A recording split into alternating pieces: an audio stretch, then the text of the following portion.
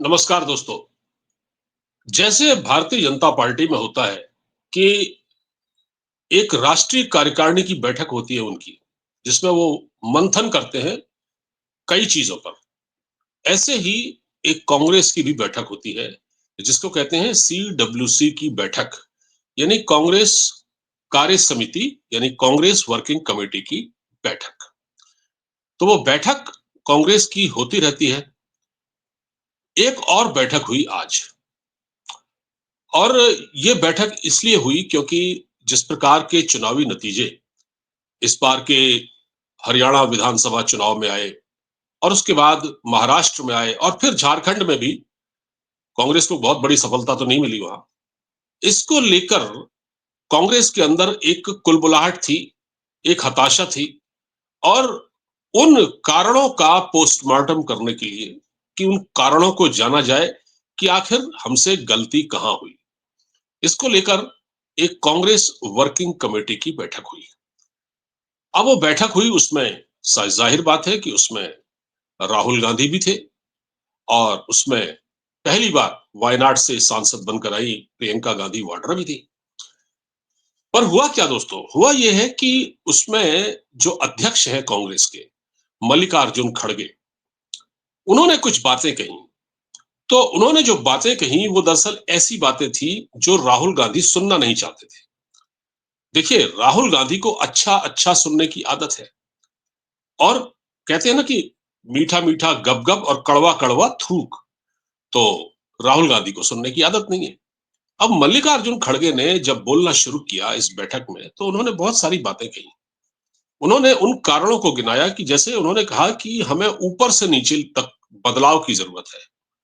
Party में ऊपर से नीचे तक, यानी कि शीर्ष से लेकर नीचे तक। अब शीर्ष पर कौन है भाई? शीर्ष पर सोनिया गांधी हैं या राहुल गांधी हैं, और नीचे तक बदलाव की जरूरत है, और नीचे पार्टी का कैडर है। अब सवाल यह है कि पार्टी में बदलाव करेगा कौन?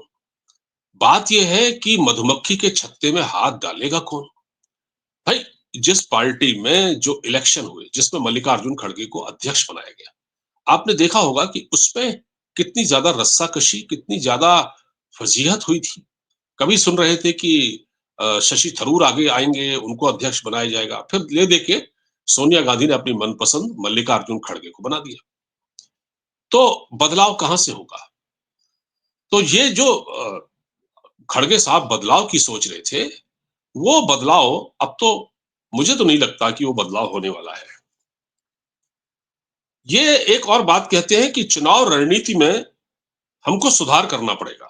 चुनाव रणनीति में हमको सुधार करना पड़ेगा। अब चुनाव रणनीति में सुधार करना पड़ेगा, और साथ में ये भी कहते हैं कि माहौल हमारे पक्ष में है, और हम जीत की गारंटी भी देते हैं। और हम लोगों को, हमने तो कर्नाटका में एक वो जो अपनी कई योजनाओं को शुरू किया, गारंटी दी थी ना कि भाई, कर्नाटका में एक गारंटी दी, महाराष्ट्र में कहीं गारंटी नहीं चली, लोगों ने भरोसा ही नहीं किया। और मल्लिकार्जुन खड़गे ने, आपको याद होगा कि कर्नाटक में कहा था चुनाव के दौरान कि भाई, ये गारंटी वगैरह देने से क्या होता है अगर आपके पास पैसे नहीं है। उन्होंने पार्टी आला कमान, मतलब सीधे सीधे राहुल गांधी या सोनिया गांधी को संबोधित, नाम तो नहीं लिया, कहा कि भाई, आपके पास अगर पैसा चाहिए, गारंटी के लिए पैसा चाहिए, योजनाओं के लिए पैसा चाहिए, अगर आपके पास पैसा नहीं है तो गारंटी मत दीजिए, लोगों को बेवकूफ मत बनाइए। उस समय भी राहुल गांधी को ये बात चुभ गई होगी, और ये सोनिया गांधी को भी चुभी होगी। अब मैं आगे बढ़ता हूं, एक एक करके आपको बताता हूं। अच्छा, इन्होंने एक बात और कही, बड़ी महत्वपूर्ण, कि इंडी गठबंधन दल, यानी INDIA, जो इंडिया गठबंधन है, इंडिया अलायंस है, जिसमें कई दूसरी पार्टियां शामिल हैं इनके साथ।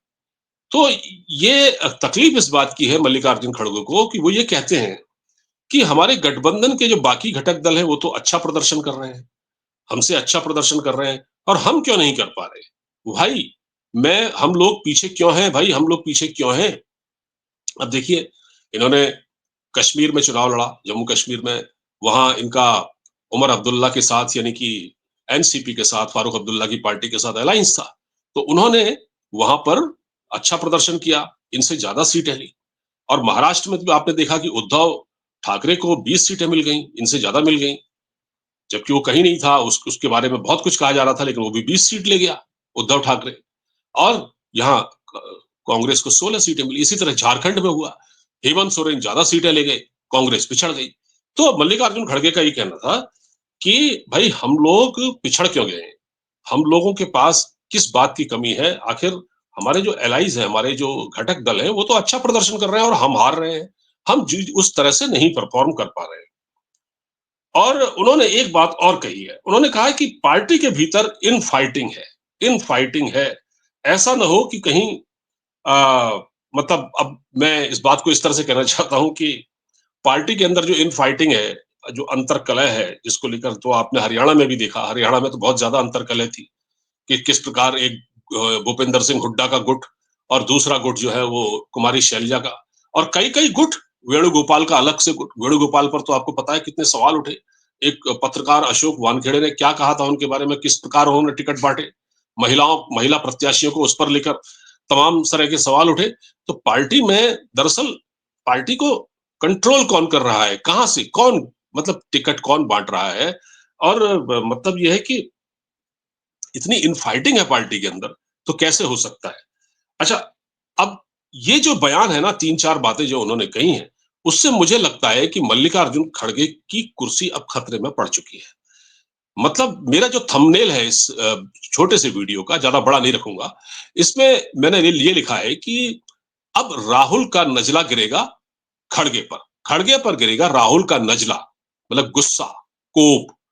तो क्यों गिरेगा? क्योंकि राहुल गांधी को सच सुनने की आदत नहीं है।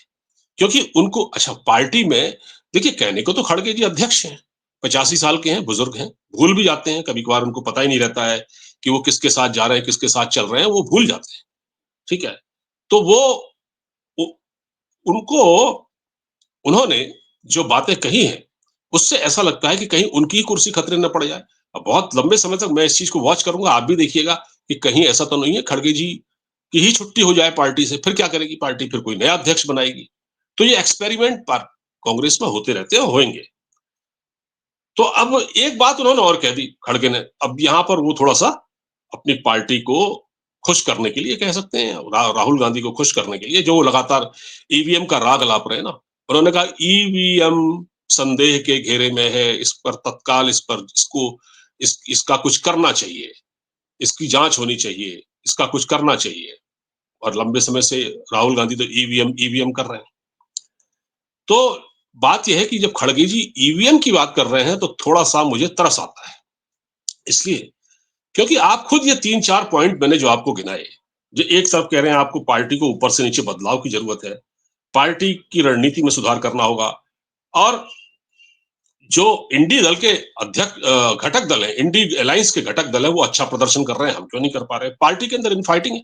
तो ये जो कारण है, मूल कारण तो ये हो सकते हैं।